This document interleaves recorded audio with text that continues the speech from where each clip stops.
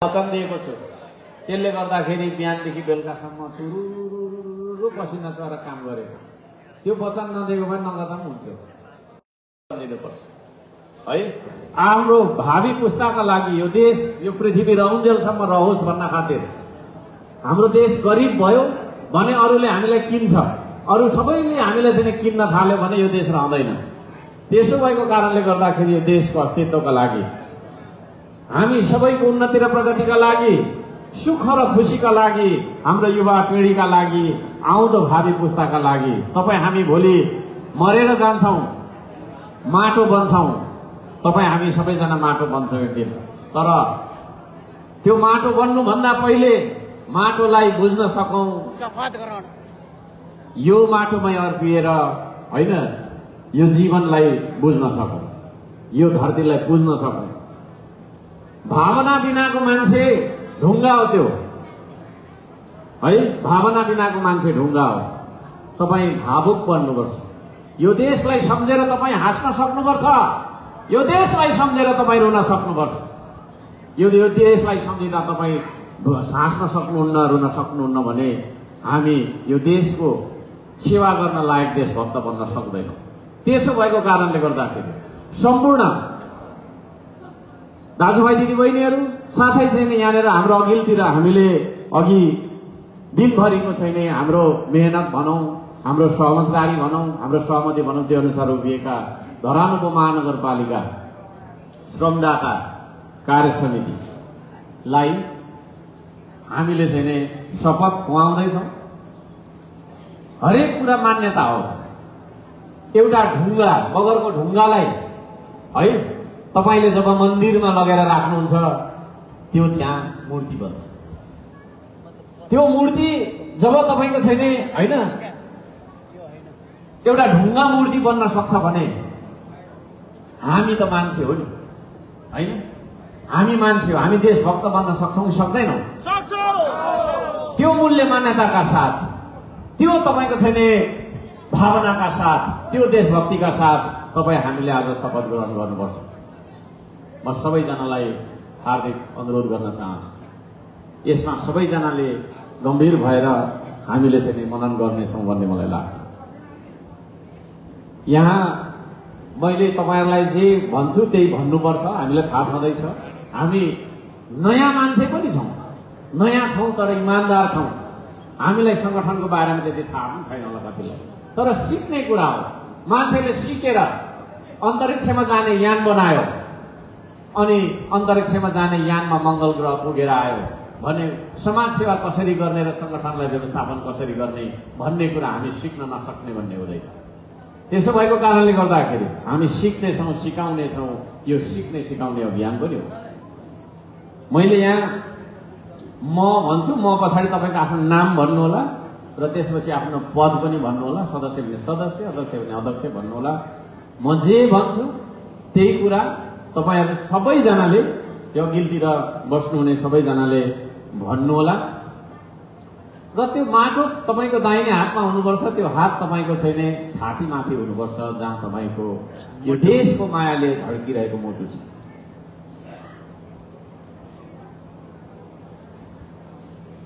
सुरु गरौँ है, सुरु गरौँ। सबै तयार हो? तयार हो। यो देशको माटोलाई छोएर कसम खान्छु कि म पार्टीको विधानलाई पालना गर्दै श्रमदानको महाअभियानमा लाग्दै यो देशको स्वाधीनता, भौगोलिक अखण्डता, सांस्कृतिक विविधता सहितको राष्ट्रिय एकता र सार्वभौम सत्ता बचाइराख्न जस्तोसुकै कठिन परिस्थितिमा पनि सदैव प्रतिबद्ध, कटिबद्ध, सचेत अनि सक्रिय रहनेछु। आफ्नो जिम्मेवारीमा रहेको कर्तव्य पूरा गरी छाड्नेछु। एउटा सच्चा र स्वाभिमानी देशभक्त श्रमदाता बनेर श्रमदानको महाअभियानमा सदैव जोडिनेछु। प्रकृति, संस्कृति र प्रविधिको सन्तुलित विकासले मात्रै मानव संसार र जगतको रक्षा र उन्नति गर्न सकिन्छ र अनिवार्य श्रम र श्रमदानको नीतिले मात्रै देशको अभाव र गरिबीको अन्त्य गरी उत्पादन र निर्माण गर्न सकिन्छ भन्ने दर्शन हर्कवादलाई आत्मसात गर्दै उच्च निष्ठा, नैतिकता र देशभक्तिका साथ उत्पादन र निर्माणको श्रमदान महाअभियानमा निस्वार्थ भावले लागि पर्नेछु। निस्वार्थ भावले लागिरहनेछु। म हुँ श्रमदाता, हेर्दिन म अरूको आस, बन्दिन म जिउँदो लास, सजाउँछु श्रमले परिवेश, बनाउँछु म आफ्नो देश। जय माटो, जय स्वाभिमान, जय श्रमदान, जय देश। धन्यवाद। र यहाँहरु सम्पूर्णलाई हार्दिक बधाई छ। सबैजनाले एकचोटि ताली बजाउँ प्लिज है। सबैजनाले एकचोटि ताली बजाउँ। यो माटोको कसम खाएर हामीले देश बनाउने अठोट गरेका छौं। यो चान्चुने अठोट होइन है, यो चान्चुने अठोट होइन। यहाँहरु सबैजनालाई संगठनको बारेमा हामी भोलि भाँति प्रशिक्षण गर्नेछौं। प्रशिक्षण विभागहरू हाम्रो बन्नेछन्। थुप्रै थुप्रै संरचना बनाउनु पर्ने छ। हामी सबैजना अटाउने गरी संरचना बनाउनेछौं। यहाँहरु सबैजनालाई म यो कार्य समितिलाई विशेष गरी ससम्मान यता तल बसिदिनको लागि म अनुरोध गर्न चाहन्छु र अरू पनि हामी बसिदिउँ। अब यहाँहरु सबैजनालाई बधाई तथा शुभकामना हामी सबैले तपाईको चाहिँ दिनेछौं र त्यसको लागि अब हामी यस्तै अलिकति अलि साँगरो भएको कारणले मैले यहाँलाई अब अबिर लगाउनुहुन्छ भने म लगाइदिन्छु, नलगाउने मान्छेले अब लगाउनुहुन्न होला हैन।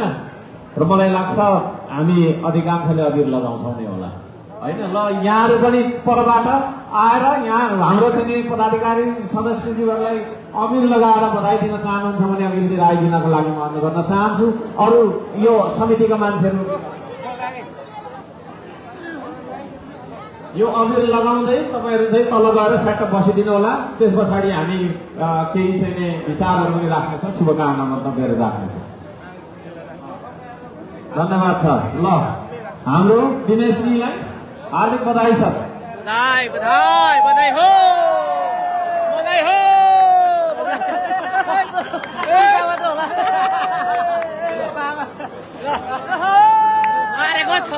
नवीन सर, नवीन सर, ओ नवीन सर, नवीन सर, ओ नवीन सर प्लिज।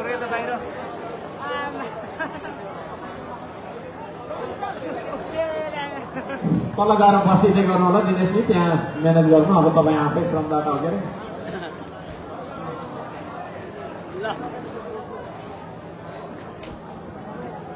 शाबाश शाबाश शाबाश।